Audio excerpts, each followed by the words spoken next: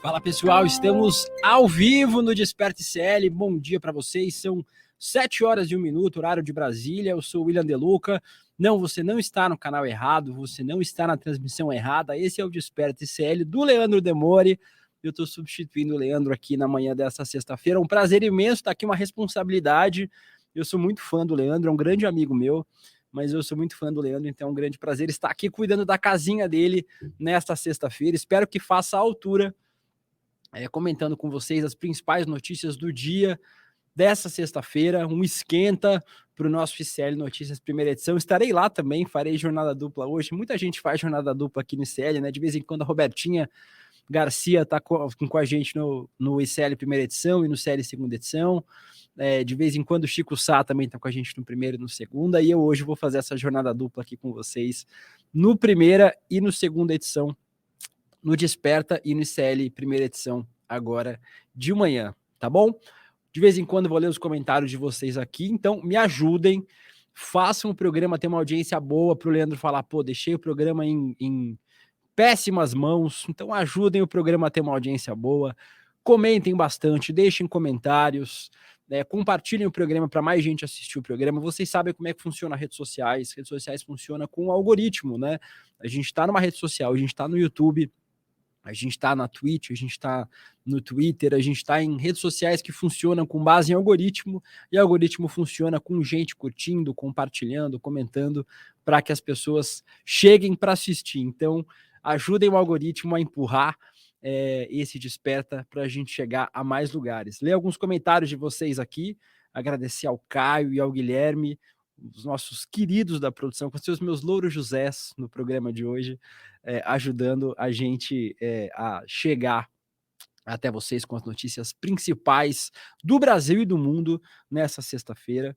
Deixa eu agradecer alguns comentários de vocês aqui. Tinha um comentário passou aqui, eu perdi, dizendo, eu queria que a Cris Serra apresentasse o Desperta. Eu falei, eu também, gente, mas infelizmente hoje tem o William Deluca, então eu espero que eu consiga cumprir a altura a apresentação, agradecendo o Antônio Jorge, a Valquíria Tozeto, a Mônica Alves, o Thales Bertolino, a Elizabeth Teixeira, Andréa Jorge, Jefferson Souza, todo mundo que está comentando aqui o Desperta primeira edição. Talvez eu chame, Desperta primeira edição, talvez eu chame ele de série primeira edição algumas vezes, mas é força do hábito. E agradecendo a todo mundo que está assistindo aqui o programa de hoje. Então, já pedi para vocês curtirem, comentarem, compartilharem em todas as redes sociais. Quem não é inscrito ainda aqui no canal do Eduardo Moreira ou no canal do ICL no YouTube, o faça. Tá assistindo no Facebook? Aproveita, vai lá, abre o YouTube, se inscreve no canal do Eduardo Moreira, se inscreve no ICL Notícias, se inscreve nesse nosso multiverso todo para estar conectado com a gente o tempo todo, receber as notificações de novos vídeos, novos programas, novas lives, novas transmissões, porque é importante demais para a gente que você esteja conectado com a gente o tempo todo. Beleza? Recadinhos dados. O Demore toma chimarrão, eu tomo chazinho de manhã, então a gente começa o dia de forma diferente, né? O Demore lá no sul do Brasil ou aqui em São Paulo, a gente começa de forma diferente o dia. Então, vamos começar juntos o dia. Nessa sexta-feira, vamos sextar junto aqui no Desperta. Vamos começar, gente, falando sobre a notícia que está no nosso destaque, né? No nosso título do nosso programa, que é a cassação do Fernando, a condenação do Collor. Vocês estão vendo aqui atrás a capa do Globo, do site do Globo.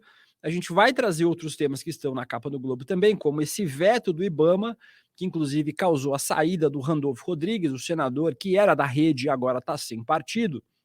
Mas a gente vai falar sobre isso aqui, sobre o senador, ex-senador e ex-presidente Fernando Collor de Mello. O Collor, ele ontem foi condenado, né? A maioria do STF foi formada para condenar o ex-presidente e ex-senador Fernando Collor de Mello. Vou olhar aqui para vocês a matéria do Globo sem assinatura.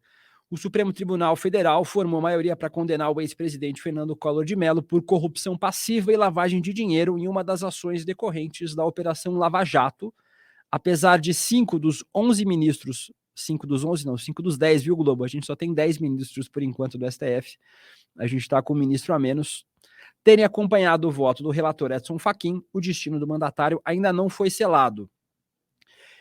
E aí eles explicam que o julgamento começou na quarta-feira, deve ser concluído na próxima semana, faltando ainda os votos de Dias Toffoli, Gilmar Mendes e Rosa Weber.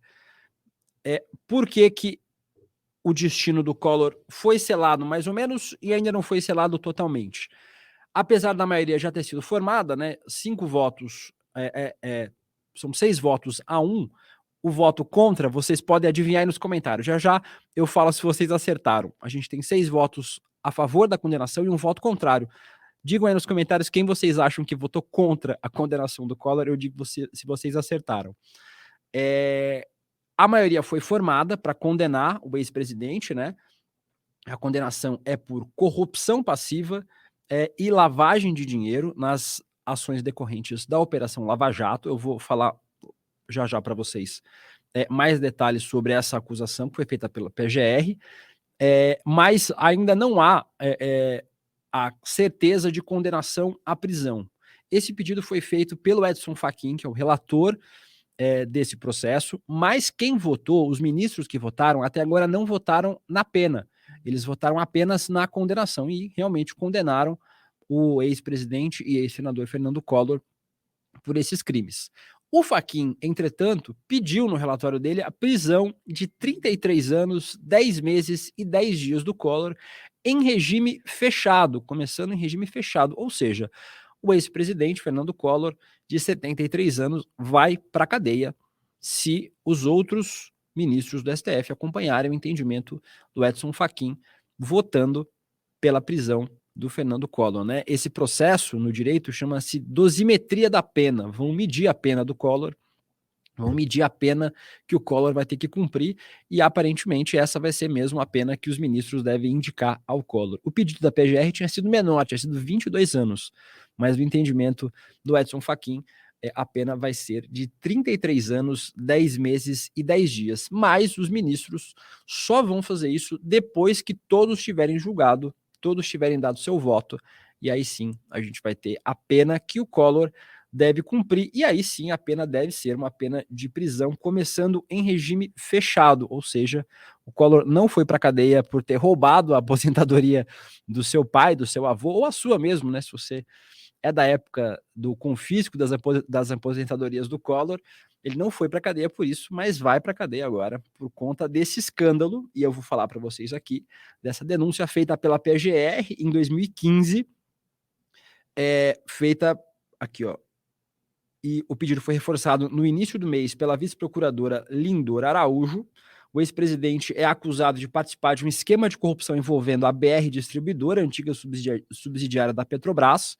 Ele teria recebido 20 milhões de reais entre 2010 e 2014 como contrapartida por ter facilitado contratos para a UTC Engenharia. Ele nega todas as acusações, obviamente, e boa parte das acusações dele pesam contra o Collor, pesam baseadas em acordos de delação premiada com o com o ex-doleiro, não, ele ainda é doleiro, né? Com o doleiro Alberto Youssef e com o ex-diretor da Petrobras, o Nestor Cerveró, e com o empresário Ricardo Pessoa, todos também investigados e condenados na Operação Lava Jato. Tem uma matéria do UOL aqui que eu vou ler para vocês, que fala sobre o que a defesa do Collor diz em relação a essa condenação. Ontem o Collor se pronunciou, através de sua defesa, sobre essa condenação. A matéria aqui do Gabriel Tavares e do Paulo Roberto Neto no UOL. A defesa de Fernando Collor de Mello, do PTB das Alagoas, se manifestou sobre a formação de maioria a favor da condenação do ex-presidente. A defesa afirma que, desde o início das investigações, não foram produzidas provas que demonstrem que o ex-presidente recebeu os valores da propina. Além disso, ele alega que as acusações se baseiam em delações. Abre aspas para a defesa do Collor, em nenhum momento desses conjuntos de fatos, o Ministério Público fez provas suficientes ou capazes de gerar a mínima certeza com relação à culpabilidade, afirmou o advogado Marcelo Bessa na semana passada, na abertura do julgamento. O Fernando Collor agora, eu fiz inclusive esse post ontem no Twitter, o Fernando Collor agora vai gritar Bolsonaro, Bolsonaro na cadeia. Lembra daquele vídeo? A gente mostra de vez em quando aqui no ICL, aquele vídeo do Bolsonaro gritando, do Collor gritando Bolsonaro, Bolsonaro. Ele vai gritar Bolsonaro, Bolsonaro na cadeia, já que provavelmente o Collor vai ficar preso por pelo menos alguns anos, né? Ele tem 73 anos, isso reduz um pouco o tempo de pena em regime fechado que ele deve ficar, mas certamente o Collor vai ficar preso por algum tempo. Vamos passar para o próximo tema. Eu vou fechar aqui a matéria do Collor. Eu vou para a capa da Folha de São Paulo aqui com vocês. Vocês estão vendo aqui atrás a capa da Folha de São Paulo de hoje. Eu vou trazer já para vocês também o tema do presidente Lula no G7 em Hiroshima, no Japão. Esse é o destaque da maioria dos jornais internacionais. Os jornais gringos todos estão falando sobre a reunião do G7, em especial pela importância de discutir o conflito entre a Rússia e a Ucrânia. O presidente Lula vai para lá para discutir isso também, mas vai discutir outros acordos bilaterais do Brasil com outros países. Mas eu vou começar falando sobre duas matérias que estão aqui na capa da Folha de São Paulo. A primeira delas é um tema que a gente tem falado bastante, o Edu, nosso Eduardo Moreira, bate bastante lá no ICL Notícias, primeira edição, que é o governo criando cargos para acalmar aliados. O governo Lula deve criar mais cargos na Codevasf para resolver disputas internas entre aliados. A Codevasf é uma das principais companhias de desenvolvimento do país, né? Ela cuida do Vale do São Francisco e do Parnaíba no Nordeste, e ele é um espaço de acomodação de aliados políticos, de juntar aliados, em especial aliados do Centrão, em todos os governos, pelo menos, sempre foi um espaço de juntar aliados do Centrão, da centro-direita, nesses estados do Nordeste, e o governo vinha recebendo muitas críticas por conta das indicações que tinha feito ao Codevasf. Semana passada a gente falou, inclusive, no ICL, sobre uma indicação de um ex-deputado do Ceará, que é ultra-bolsonarista, que próximo ao Olavo, era próximo ao Olavo de Carvalho, e que recebeu muitas críticas por conta dessa indicação, um ex-deputado federal do Ceará. Esqueci o nome dele agora, mas também não importa. Mas as críticas são muito grandes. E aí, o governo Lula, para resolver isso, o que resolveu fazer? Aumentar o número de cargos no governo, na Codevasf. Então, segundo a matéria da Kátia Seabra, do Thiago Rezende e do Matheus Vargas, de hoje na Folha de São Paulo, o governo vai duplicar os espaços de superintendências em Pernambuco e em Minas Gerais. Segundo a nota da companhia, a expansão está em análise por conta de estimativas de cargos e custos sobre esses cargos. A iniciativa, segundo a Folha apurou, ainda pode ser reproduzida em pelo menos mais 2 estados, Goiás e Paraíba, que também tem sido palco de rixas entre partidos que integram a base governista buscando espaço. Com mais cargos nessas regiões, o governo pretende atender a pedidos de parlamentares de diferentes partidos que possam, por um embate local, pelo comando da estatal nos estados. A Codevasf foi entregue pelo então presidente Jair Bolsonaro ao Centrão e é mantida dessa forma pelo presidente Lula em troca de apoio no Congresso. O problema, gente, como vocês têm notado, é que as votações do Congresso não têm atendido essa lógica de eu ganhei um cargo, vou fazer a votação junto com o governo, né? O governo Lula perdeu algumas votações importantes já, tem o risco de perder outras votações. E essa articulação política do governo Lula tem sido alvo de críticas, tanto de pessoas da base do governo quanto da própria oposição. Então, essa articulação do governo ela tem sido alvo de críticas, e mesmo essa distribuição de cargos, mesmo a distribuição de emendas, mesmo a continuação de um orçamento secreto, que não é mais tão secreto assim, mas ainda assim é uma distribuição de emendas parlamentares, não tem resolvido o problema. A articulação política do governo Lula é muito ruim, é muito insuficiente para atender as demandas do próprio governo, né? E as críticas não têm vindo só de outros partidos, tem vindo do próprio PT, né?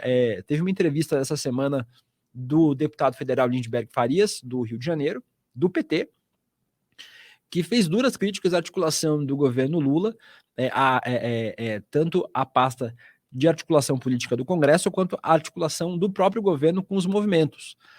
Isso tem causado críticas muito grandes e o governo precisa se atentar a isso. Talvez só criar mais cargos estatais não resolva o problema. O governo já distribuiu muitos cargos, né? O governo tem hoje 3 ministérios dados à União Brasil, e a União Brasil não vota integralmente com o governo. Então, acho que o governo Lula precisa reavaliar o método de articulação política. A distribuição de cargos indiscriminada e a criação de novos cargos para chamar novos adeptos ao governo parece que não tem resolvido. Vamos para mais uma matéria da Folha de São Paulo, para passar para o próximo veículo. Agradecendo a audiência de vocês, a gente está com uma audiência muito boa. Aproveitar para agradecer quem está assistindo aqui. Deixa eu abrir aqui o YouTube para agradecer os comentários de vocês. O André Luiz perguntando, cheguei agora, o Demori está bem? Ele não pode vir hoje? Não, o Demori está bem, está tudo certo com o Demori, ele só está viajando. Então eu tive que cobrir o Demori hoje aqui, mas está tudo certo, bem de saúde, está tudo bem, tomando o chimarrãozinho dele. Tá tudo tranquilo com o Demori. O Alexandre Rangel diz que falta faz o Zé Dirceu. Realmente, a articulação política dos outros governos Lula parecia ser mais eficiente do que a articulação atual. O Samuel Prece, a Regina Vieira, a Raquel Paiva, o Daniel Castro, inclusive o Daniel Castro lembrou aqui, é Heitor Freire, o nome do deputado federal do Ceará, ex-deputado federal do Ceará, que eu disse que era ultra-bolsonarista e que ganhou cargo na Codevasf. É isso mesmo, Daniel, obrigado pela lembrança. O nome dele é Heitor Freire, boa lembrança. E um bom dia a todo mundo. O Bruno de Noronha disse, você está lindo, William. Obrigado, Bruno, lindo está você. Muito obrigado pelo comentário. Ana Freitas, o computador do William parece o meu, tem 500 abas abertas, é para trazer para vocês aqui as principais notícias do dia, tem que deixar todas abertas aqui, para a gente conseguir se achando durante o programa, mas realmente, eu ainda estou me acostumando, né, já que quem faz isso todo dia de manhã é o Demori, mas acho que eu estou conseguindo me achar aqui. Vamos lá para mais uma notícia da Folha de São Paulo. Outra matéria que está na capa da Folha de São Paulo de hoje é a do Deltan Dallagnol. Ontem o Deltan deu uma entrevista exclusiva para a Globo News reclamando da condenação do TSE, dizendo que o TSE condenou ele injustamente, que não havia precedente na condenação dele. Lembrando, né, você que não estava no país nos últimos 3 dias, o Deltan Dallagnol, agora ex-deputado federal do Podemos, do Paraná, foi cassado, não é mais deputado federal, por conta de problemas decorrentes à sua saída do Ministério Público para fugir dos processos administrativos que ele responderia no Ministério Público do Paraná. Então, o Matheus Teixeira, da Folha de São Paulo, trouxe uma matéria falando que o TSE cassou o Deltan com base em precedente de propaganda irregular e disputa na magistratura. Ontem, o Demori falou um pouquinho sobre isso aqui. Ontem de manhã, aqui no Desperta, o Demori chegou a falar sobre isso aqui. Na decisão, os juízes do TSE, os ministros do TSE, falaram sobre isso. Eu vou ler aqui a matéria do Matheus para vocês. O TSE se baseou em decisões sobre a fixação de propaganda de campanha em local irregular em um precedente que envolve a disputa interna pela presidência em um tribunal para justificar a cassação do mandato do deputado Deltan Dallagnol do Podemos do Paraná. O relator do TSE, ministro Benedito Gonçalves, fez um paralelo do caso do parlamentar com outros 4 julgamentos para afirmar que o entendimento histórico da Corte Eleitoral e do STF, em casos similares, determinam a imposição de sanções judiciais.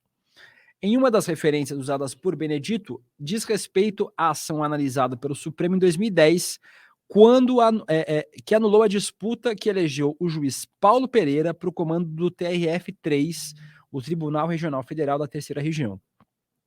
A lei proíbe magistrados que exerceram funções diretivas por 2 biênios consecutivos de assumirem, na sequência, a presidência do tribunal, e na ocasião, Pereira pediu a exoneração da vice-presidência da Corte 5 dias antes de completar 4 anos à frente de cargos de direção.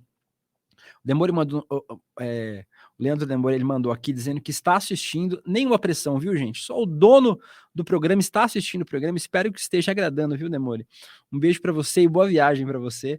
Espero que esteja agradando você, quem está assistindo o Desperta aí, aqui no ICL. Espero que esteja sendo um bom programa para vocês na manhã dessa sexta-feira. Como o Demore fala ontem, e como um jurista explicou ontem no Globo News, e a gente falou sobre isso no ICL também, o que o Deltan fez? Ele usou uma artimanha que é legal para cometer uma ilegalidade. Ele deixou o cargo para poder ser candidato, e aí sim está a legalidade dele. Você pode cometer legalidades para cometer uma ilegalidade. Foi isso que o Deltan fez, e foi isso que esse juiz que tentou a presidência do TRF3, o Paulo Pereira, fez. Ele deixou o mandato dele 4 dias antes de completar 4 anos para tentar ser candidato à presidência do TRF4. Ou seja, dentro do processo legal, dentro das normas, ele estaria dentro da legalidade, mas ele usou uma artimanha legal para tentar burlar o sistema. E foi isso que o Deltan fez, e esse foi o entendimento dos 7 juízes do TSE. Ontem o Deltan disse nessa entrevista à Globo News que ele era perseguido pela justiça, que ele era um coitado, que ele era perseguido, mas ele é perseguido pelos 7 juízes do TSE, que tem o mesmo entendimento, os 7 juízes, 3 indicados por Lula, 2 por Bolsonaro e 2 por Temer. Parece fazer muito sentido que todo o espectro político brasileiro tenha se unido para perseguir o Deltan Dallagnol. Não faz muito sentido que isso seja verdade, mas o Deltan gosta de manter essa narrativa de pobre coitado. Então, Deltan Dallagnol é um assunto que nós já matamos aqui. Folha de São Paulo, passamos pela Folha de São Paulo. Eu vou para o Metrópole para a gente falar sobre o Lula no G7. O presidente Lula terá pelo menos 7, para rimar com o número do G7, encontros bilaterais no G7 e tentará influenciar o fim da guerra. Aqui está a matéria do Rafael Veleda no Metrópolis, falando sobre a viagem do presidente Lula. O presidente Luiz Inácio Lula da Silva está no Japão para participar da cúpula anual do G7, que é uma espécie de clube dos países mais ricos, formados com o intuito de discutir as questões geopolíticas globais. O Lula marcou pelo menos 7 encontros reservados com outros líderes, e o Brasil não era convidado para esse evento desde 2009. Vocês têm ideia de quanto tempo faz que o Brasil não era convidado para participar de uma reunião do G7, desde que o Lula era presidente. O Brasil não era convidado para participar de uma reunião do G7. O líder brasileiro tem como grande trunfo a agenda das mudanças climáticas, com promessas e pedidos de recursos para preservar a floresta amazônica, e o Lula também deve insistir em buscar apoio internacional com o objetivo de interromper a guerra da Ucrânia, que já dura há mais de um ano. Eu vou pular do Metrópole para a capa do New York Times. Aqui está a capa de um dos principais jornais dos Estados Unidos, que também tem como destaque, como eu falei antes, a maioria dos jornais internacionais hoje tem como destaque essa reunião do G7, porque obviamente vai discutir essa questão do conflito entre Rússia e Ucrânia. Aqui está a matéria do New York Times, falando que o Zelensky, o presidente da Ucrânia, o Volodymyr Zelensky, vai pessoalmente a essa reunião do G7. Tá aqui a matéria do New York Times, assinada por... Não tem assinatura, mas tá aqui a matéria do New York Times, falando que o presidente Volodymyr Zelensky da Ucrânia vai pessoalmente viajar, né, vai cruzar o mundo para participar dessa reunião do G7, buscando conseguir apoio militar e também ajuda dos países mais ricos do mundo, das democracias mais ricas do mundo.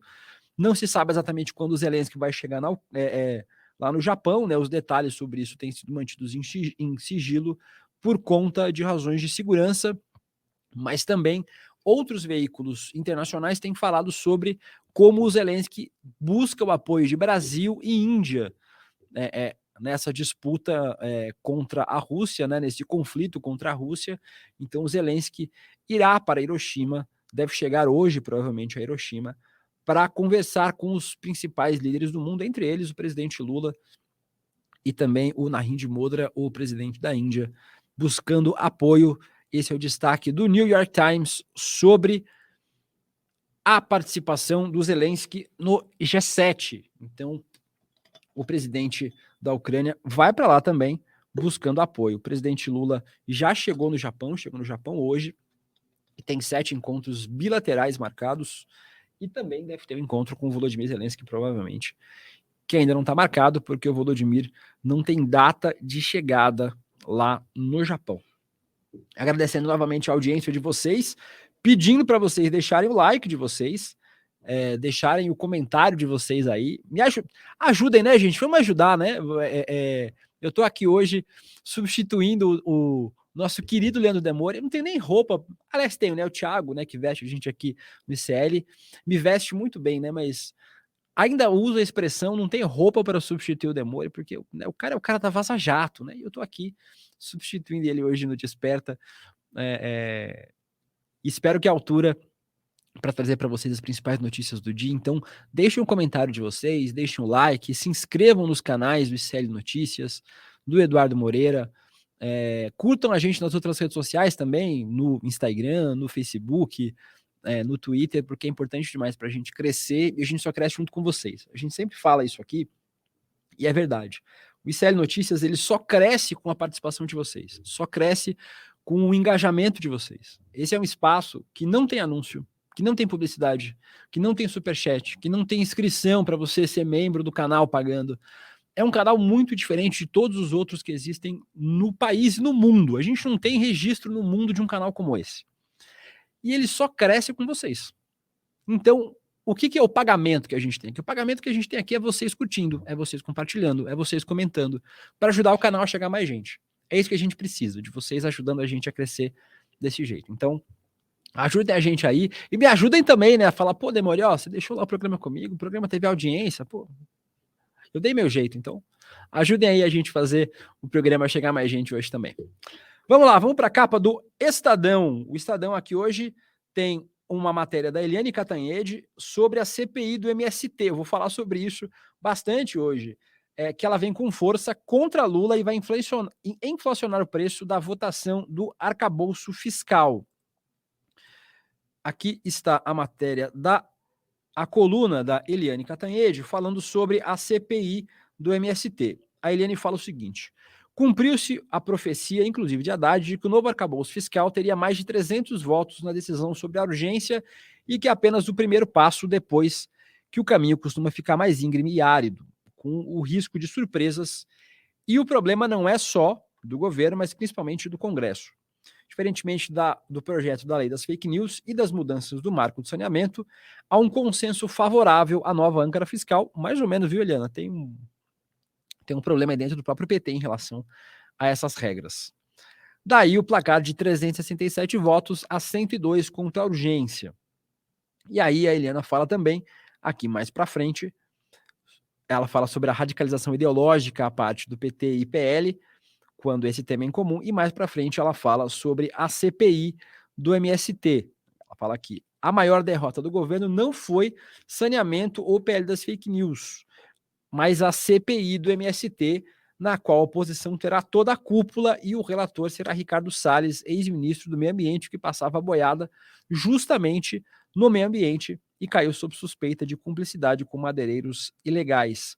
São 40 membros ligados ao agronegócio e 14 ao MST e à esquerda, que vai determinar a pauta e os depoimentos. Eu estou falando sobre essa CPI, sobre esse destaque que a Eliane deu aqui, e realmente foi uma derrota muito grande do governo a composição dessa CPI, porque ela vai realmente pautar esses debates em relação aos movimentos sociais. Eu vou trazer a capa do Brasil de Fato. A gente vai de Estadão para Brasil de Fato aqui, né? É uma viagem muito grande dentro do espectro da imprensa brasileira, mas vamos para a capa do Brasil de Fato, que tem aqui uma matéria sobre a CPI do MST. Tem uma matéria aqui da redação do Brasil de Fato que fala sobre a CPI. Iremos superar mais uma tentativa de criminalizar nossa luta, diz MST, após a instalação de CPI. Está aqui, o Movimento dos Trabalhadores Rurais Sem Terra criticou a instalação de uma comissão parlamentar de inquérito para investigar as atividades do movimento, destacando que a comissão representa uma tentativa de criminalizar o MST e pressionar o governo. A resposta veio por meio de uma nota pública da direção nacional da MST, que lembra ainda que a investigação não tem qualquer objeto determinado. A direção informou que vai participar das discussões da CPI para apresentar as demandas necessárias para uma reforma agrária efetiva. A gente precisa lembrar, né, gente, que o Brasil é um dos poucos países do mundo que não fez uma reforma agrária ampla como o Brasil precisa. O MST é um dos principais movimentos sociais desse país, é um dos principais movimentos sociais do Brasil, e a gente precisa defender e reforçar a luta do povo do campo. Ninguém defende o movimento social porque o movimento social não é necessário. O MST é um movimento social extremamente necessário porque a reforma agrária não aconteceu no Brasil. Se a reforma agrária tivesse acontecido, o MST não era necessário. Se a reforma urbana tivesse acontecido, o MTST não seria necessário. O Brasil precisa de reformas estruturais importantes que nunca fez, e por isso os movimentos sociais são necessários. Se a gente tivesse uma movimentação em relação a essas pautas dos governos, inclusive dos governos de esquerda, que avançaram muito pouco. Obviamente, avançaram muito mais né, do que os governos de direita, dos que os governos neoliberais, mas avançaram um pouco em relação a essas pautas.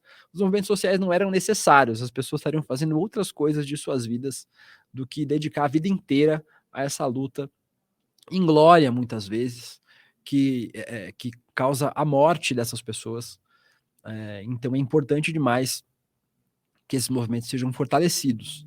E aí tem uma matéria na capa do Brasil 247, eu vou lá para a capa do Brasil 247, aqui está a capa do Brasil 247. Se eu estiver indo muito rápido aqui, vocês não fiquem enjoados, viu, gente? Eu vou tentar ir devagarzinho. Aqui a capa do 247 dá destaque ao Haddad, que diz que o sistema de metas de inflação será aperfeiçoado, mas mais para baixo tem uma matéria que o Ricardo Salles sinaliza que pode usar a CPI do MST como arma política contra Boulos ligado ao MTST, surpreendendo um total de 0 pessoas, né? Quem podia imaginar que essa CPI do MST teria como alvo, na verdade, os movimentos sociais? Como o próprio Boulos falou, Boulos deu uma entrevista para a gente semana passada aqui no ICL e falou exatamente isso. Essa CPI não tem objeto, não tem o que investigar, não tem um fato que determine a existência dessa CPI do MST. Então, eles vão investigar qualquer coisa. E por isso, essa CPI vai investigar, obviamente, nada e vai servir como uma arma para atacar os movimentos sociais. Está aqui a matéria do Brasil 247, falando sobre o que o Ricardo Salles disse. O deputado Ricardo Salles, eu odeio essas publicidades que entram no meio do texto, gente. O deputado Ricardo Salles, do PL de São Paulo, relator da Comissão Parlamentar de Inquérito do MST, fez declarações indicando que a investigação também poderia afetar o MTST e seu líder Guilherme Boulos. Tanto Salles quanto Boulos são pré-candidatos à Prefeitura de São Paulo. Essa entrevista foi à Folha de São Paulo e ele destacou, o Ricardo Salles, a semelhança entre os movimentos, dizendo que o MTST é uma versão urbana do MST. Está aqui a fala do Salles. Abre aspas. O MTST é a versão urbana do MST. O MST nas cidades chama-se MTST, é exatamente igual. O que mostra que o Salles não conhece, número 1, nada de movimentos sociais, número 2, nada do MTST. São movimentos completamente diferentes, com pautas completamente diferentes, com modos de atuação completamente diferentes, mas não dá para esperar que o Salles, que não entende nada de nada, nem de meio ambiente, vai entender de movimento social. O Salles é um ignóbil, o Salles é um boçal que não compreende nada, de absolutamente nada, e obviamente não vai entender de movimento social, né? A gente não pode esperar tanto do Salles. O Salles foi eleito na esteira do bolsonarismo, né, na esteira da radicalização, e em especial na radicalização do agro, na radicalização contra as pautas do meio ambiente, e o Salles não entende nada de nada e vai tentar aproveitar esse movimento para conseguir votos para ser candidato a prefeito de São Paulo. E, obviamente, vai usar esse instrumento que é a CPI para atacar o Guilherme Boulos, que deve ser o seu principal adversário nessa CPI. Lamentável para a cidade de São Paulo, que tenha o Ricardo Salles como candidato a prefeito, né?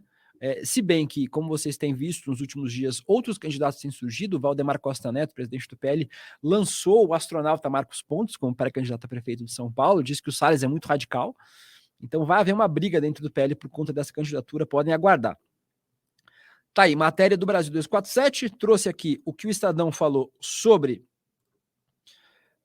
a CPI do MST. Então, vencemos esse destaque da capa do Estadão, e eu vou trazer um outro destaque da capa do Estadão para migrar para o Metrópolis. Vocês vão entender.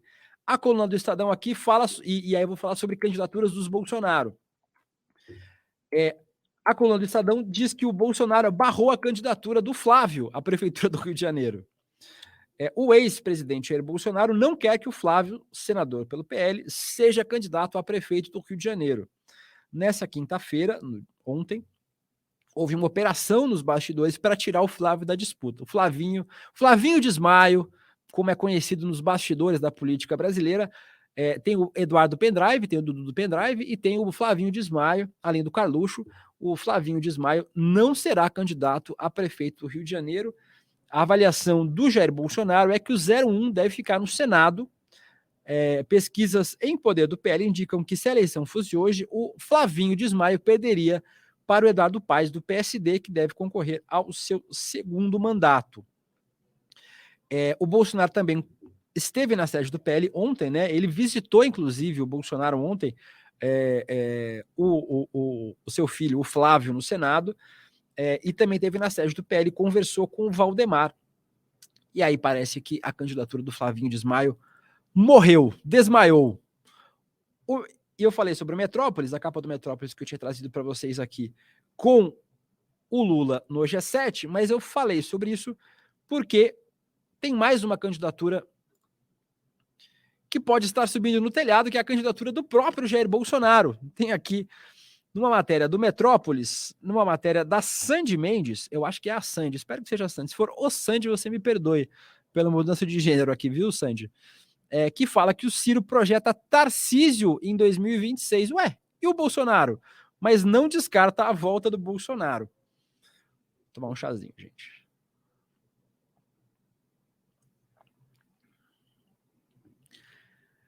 Aliado e fiel escudeiro do ex-presidente Jair Bolsonaro, o senador Ciro Nogueira, do PP, ainda sonha com a volta do antigo mandatário à presidência da República, do Jair Bolsonaro. Mas, em entrevista ao Metrópolis, ele afirmou que, se for da vontade do Bolsonaro, ele estará pronto para fazer campanha. Por outro lado, ele projeta a ascensão do governador de São Paulo, Tarcísio de Freitas, ao Palácio do Planalto. Matéria do Metrópolis, daqui, Metrópolis Entrevista, uma entrevista feita por Sandy Mendes. Existe muita especulação em relação aos nomes que o PL deve lançar. Vocês viram agora, eu trouxe uma matéria do Metrópolis, do Estadão, falando sobre o Flávio ter saído da disputa no Rio de Janeiro, para prefeito do Rio de Janeiro. A gente também teve, nessa semana, uma outra mudança nesse tabuleiro. Como eu falei, o Valdemar Costa Neto, presidente do PL, lançou a candidatura do astronauta Marcos Pontes a prefeito de São Paulo. Segundo ele, o Ricardo Salles é um bolsonarista muito radical. E isso não seria bom numa cidade onde o Lula e o Haddad venceram a eleição, né? Então, para ele, um nome mais moderado faria mais sentido. Por exemplo, o nome do Ricardo Salles é muito radical. Então, o nome do Marcos Pontes faria mais sentido aqui em São Paulo. Então, esse tabuleiro político vai se movimentando. E apesar do bolsonarismo, obviamente, ainda citar o nome do Bolsonaro como candidato em 2026, a gente sabe que o Bolsonaro, tecnicamente, é carta fora do baralho. É muito difícil o Bolsonaro chegar elegível em 2026. O que é muito mais provável é que o ex-presidente não seja elegível para as eleições presidenciais de 2026. Né? A gente não sabe se ele vai estar preso, né? Muitos analistas, muitas pessoas que acompanham os bastidores da política em Brasília acham difícil o Bolsonaro ser preso, né? Acham que é muito provável que o Bolsonaro seja condenado à inelegibilidade, mas preso eles acham difícil. A gente chegou a 11 mil pessoas assistindo aqui, agradecendo a todo mundo que está assistindo. Continuem compartilhando, continuem comentando para a gente chegar a mais gente, agradecendo a audiência de todos vocês. Já já eu leio mais alguns comentários de vocês aqui, tá bom? Então, só para agradecer a todos e todas que estão assistindo. A Célia Cardoso de Mello falou aqui, por acaso, dá para presidir o Brasil da Papuda? Acho que não, viu? No plano familiar da Papuda, né, Célia? Que vai estar a família inteira presa, a gente espera, apesar dos analistas acharem que não.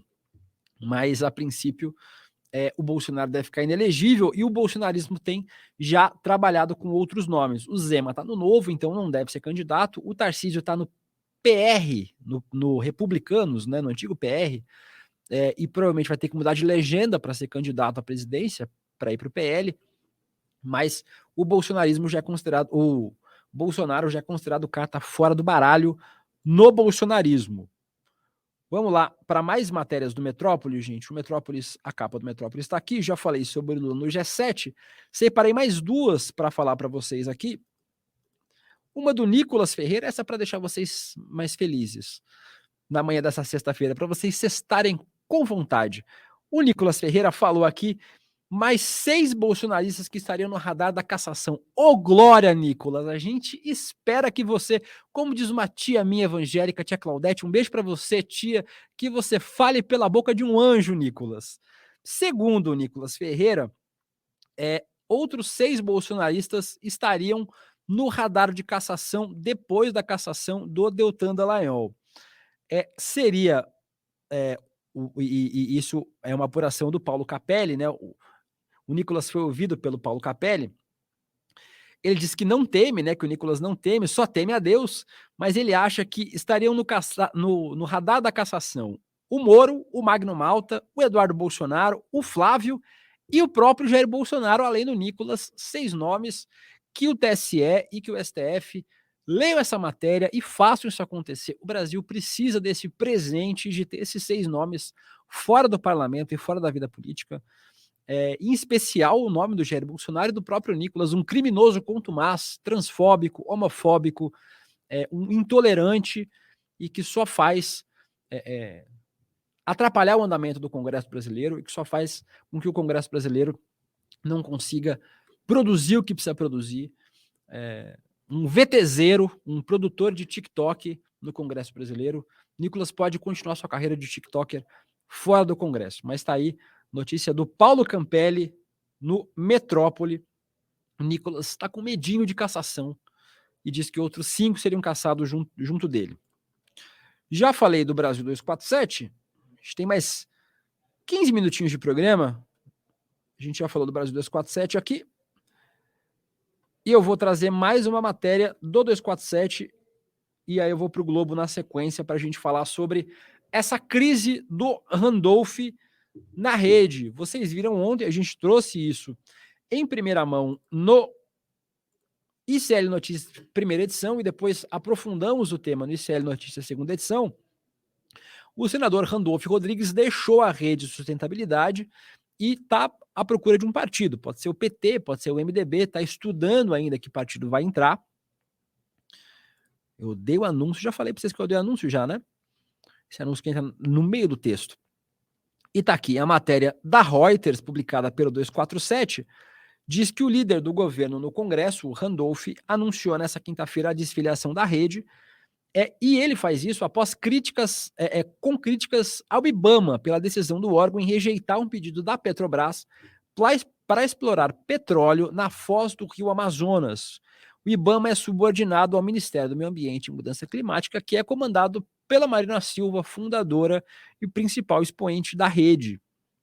E ela trava disputas internas com o Randolph no partido. Segundo a nota do Randolph, ao sair da legenda, ele diz, abre aspas, agradeço o companheirismo e o convívio deste período, em especial levo para toda a vida exemplos de lealdade ao povo como da companheira Luiza Helena, que ontem, hoje e sempre andou aqui a tela.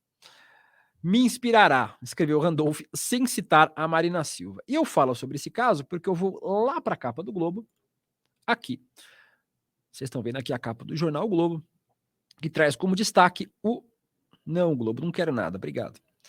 O veto do IBAMA, que deve se estender a todo o litoral norte e impõe revisão dos planos da Petrobras. Para explicar para vocês, gente, existia um pedido da Petrobras para perfurar poços de petróleo na foz do Rio Amazonas.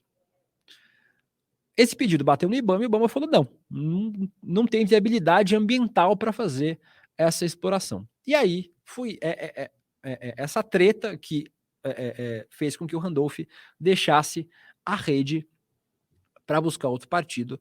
O Randolph entendeu que foi um pedido que foi uma decisão do IBAMA que ia prejudicar a economia do Amapá, né, o estado de origem do Randolph. E aqui a gente tem a matéria do Manuel Ventura, Bruno Rosa e Daniele Nogueira, do Globo, falando sobre esse veto do IBAMA. A decisão do IBAMA de negar a licença de perfuração de um poço em um bloco de petróleo próximo à foz do Rio Amazonas limita os planos da Petrobras e do Ministério de Minas e Energia de produzir óleo e gás na chamada margem equatorial, uma extensa área no litoral norte do país, vista como novo pré-sal. O órgão ambiental vinculado ao Ministério do Meio Ambiente analisa outros 21 pedidos de licença para explorar na região. Integrantes do IBAMA ouvidos pelo Globo avaliam que todas as áreas associadas à chamada foz do Amazonas, inclusive aquelas mais distantes do ponto em que o rio deságua no mar, são sensíveis. Para técnicos do órgão, somente licenças da bacia potiguara, onde já há atividade petrolífera, devem ser aprovadas com facilidade. Então, gente, nessa aí, eu gosto muito do senador Randolph, é um amigo pessoal meu, gosto muito do trabalho do senador, mas não tem como defender extração de petróleo na Amazônia, na foz do Rio Amazonas. O Brasil tem extraído muito petróleo do pré-sal. O pré-sal, e cada vez com mais facilidade, o pré-sal tem sido cada vez mais um vetor de extração de petróleo e cada vez com mais facilidade. O Brasil tem conseguido resultados incríveis na extração do pré-sal e a gente precisa pesar desenvolvimento econômico e desenvolvimento sustentável, ambiental. O Brasil não pode abrir mão de preservar o patrimônio ambiental da Amazônia. O Brasil precisa investir em fontes de energia sustentáveis, em fontes renováveis de energia. Preservar a Amazônia deve ser a prioridade número 1 de qualquer governo estadual, municipal e, em especial, do governo federal. Acertada a decisão do IBAMA, decisão técnica, né? Inclusive, não é nem uma decisão política, né? Tem uma decisão política do IBAMA. O IBAMA decidiu negar a autorização para fazer a perfuração por conta de uma decisão técnica. Os técnicos do IBAMA acham que é arriscado fazer a perfuração e ela não vai ser feita. Então, acerto do IBAMA, acerto do Ministério do Meio Ambiente nessa história. Então tá aí. Falamos sobre o veto do IBAMA e sobre a saída do Randolph Rodrigues da rede por conta disso. Vamos falar de mais duas matérias do Globo, faltam 10 minutinhos, eu estou me organizando no tempo, gente, meu primeiro desperta, mas vai dar tempo, vamos falar sobre tudo. O que a gente não falar agora, vamos falar no ICL Notícias primeira edição. Então, você que está aqui, continua aqui, viu? A gente vai continuar já. Tem ICL, eu vou correr para outro estúdio já para a gente fazer no ICL Notícias primeira edição com o Eduardo Moreira e com a Vivian Mesquita, que está todos os dias junto aqui com a gente. Vamos falar sobre mais outros dois temas aqui que estão na capa do Globo. Um deles é sobre a mulher do Mauro Cid. A PF vai ouvir hoje a mulher do Mauro Cid buscando informações sobre a suposta fraude na vacina e dinheiro vivo achado na casa do casal. A Gabriela Santiago Ribeiro Cid, a mulher do tenente-coronel Mauro Cid, será ouvida hoje pela Polícia Federal na sede da PF em Brasília. Assim como ele, ela foi alvo também do mandato de busca e apreensão há 15 dias atrás, apurando crimes de infração sanitária, infração de medida sanitária preventiva, associação criminosa, corrupção de menores, entre outros crimes cometidos pelo Mauro Cid e também por ela. Na tarde de ontem, vocês já ouviram no ICL Notícias segunda edição, o Mauro Cid sentou lá para falar sobre o assunto e ficou o quê? Caladinho. Não abriu a boca, não falou nada, não se comprometeu, apesar de autorizar que os agentes da PF tivessem acesso às suas contas bancárias e continuassem com o seu celular, Mauro Cid não falou nada. Não comprometeu o Bolsonaro, não se comprometeu, mas ficou quieto, que para mim é mais do que uma confissão de culpa, mas pelo menos não fez o que a gente esperava que ele fizesse, que era acusar o Jair Bolsonaro. Todo mundo sabe, né? O Eduardo Moreira gosta de falar sempre isso, porque é verdade. O Mauro Cid era ajudantes de ordem de Bolsonaro. São ordens de Bolsonaro. Mauro Cid não iria arriscar sua vida, arriscar o seu pescoço, sua liberdade, por conta de uma certidão de vacinação para o Bolsonaro e para a filha dele, sem ganhar nada com isso. Então, certamente o Jair Bolsonaro sabia dessa certidão de vacinação, fez uso dessa certidão de vacinação, mas o Mauro Cid, por enquanto, escolheu não delatar, não falar sobre as ordens de Bolsonaro. Vamos ver até quando o Mauro Cid consegue ficar caladinho, sem falar sobre isso. E hoje a gente tem a mulher do Mauro Cid, a Gabriela Santiago Ribeiro Cid, falando à PF. Muito se espera que a Gabriela talvez fale alguma coisa, mas a gente não sabe o desfecho ainda deste depoimento. Talvez a gente traga informações sobre ele no primeira edição do ICL, no ICL primeira edição, mas certamente traremos no ICL segunda edição.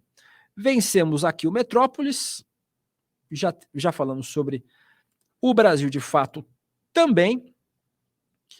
Aqui a gente tem a última do Globo. Antes de fechar o Globo, a gente tem o Lauro Jardim. Chazinho. Deixa eu aproveitar para ler mais alguns comentários de vocês aqui, antes de passar pelo Lauro Jardim e depois passar para uma bomba, que a gente certamente vai falar no ICL Notícias primeira edição. Eu não fiz a reunião de pauta lá do ICL Notícias primeira edição. Espero que eles tenham colocado esse assunto na pauta, que eu tô falando que a gente vai falar, gente. A gente tá com 12 mil pessoas vendo agora, ao vivo, o Guilherme Bessa, o Caio Moreira e o Ícaro Garcia, os meus louros José que estão me acompanhando aqui. Um beijo para os três da nossa produção querida, VCL. VCL é feito por muita gente, viu, gente? A gente aparece aqui na tela, mas ele é feito por muitas pessoas, e muita gente muito competente, muito dedicada, que acorda muito cedo para estar aqui fazendo esses programas junto com a gente. Então, só agradecer. A gente está com 13 mil pessoas agora assistindo ao Desperta, então agradecer a todo mundo que está assistindo e agradecer também a nossa produção aqui, querida, diz o Guilherme que tem muita gente elogiando. Então,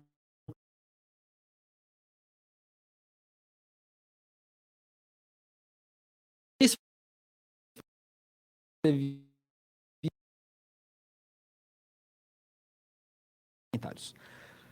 7 horas e 53 minutos, vamos para Lauro Jardim, que diz que o próximo alvo é Moro, mas até o fim do ano ele tem mandato garantido. O Lauro Jardim diz que ninguém tem dúvida que depois da cassação de Deltan Dallagnol, o próximo alvo é Sérgio Moro. Mas afinal, se ele perder o mandato por decisão da justiça, quando será?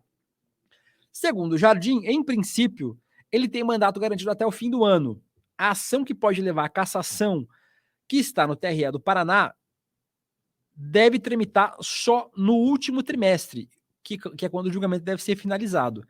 Em qualquer uma das hipóteses, ou seja, se Moro for cassado ou tiver êxito, a parte derrotada recorrerá ao TSE, a Corte Máxima da Justiça Eleitoral, mesmo se pautar o julgamento de forma acelerada, o que se acredita que acontecerá, a sessão deve ser marcada só para novembro ou para dezembro. Então, Sérgio Moro, que está com medinho, e deve estar mesmo, porque o dele também está na reta, provavelmente deve ser cassado pela justiça, mas isso não deve acontecer nesse ano. O TRE do Paraná vai julgar a ação contra o Moro e depois a ação deve subir para o TSE e certamente o TRE deve cassar o mandato do Sérgio Moro. E aí, meu amigo, é feriado nacional.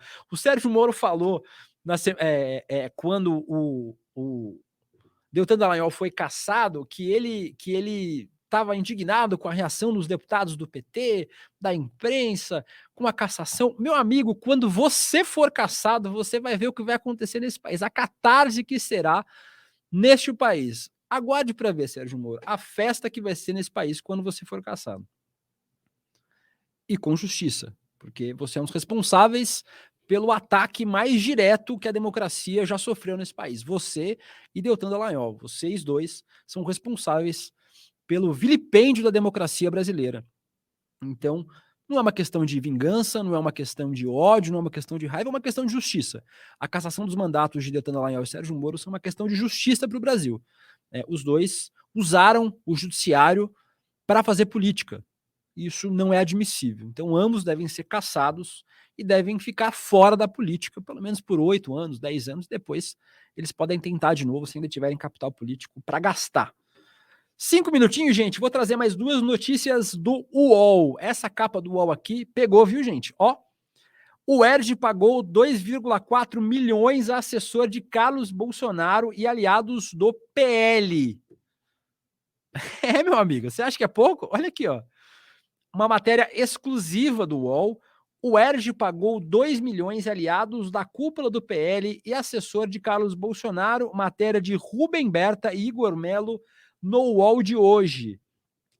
A UERJ, Universidade do Rio de Janeiro, pagou pelo menos 2,4 milhões aliados dos líderes do PL, partido de Carlos Bolsonaro, na Câmara e no Senado, e a um dos principais assessores de Carlos Bolsonaro, Carluxo, na Câmara do Rio. As contratações em projetos de pesquisa com folhas de pagamento secretas se concentraram às vésperas da campanha eleitoral.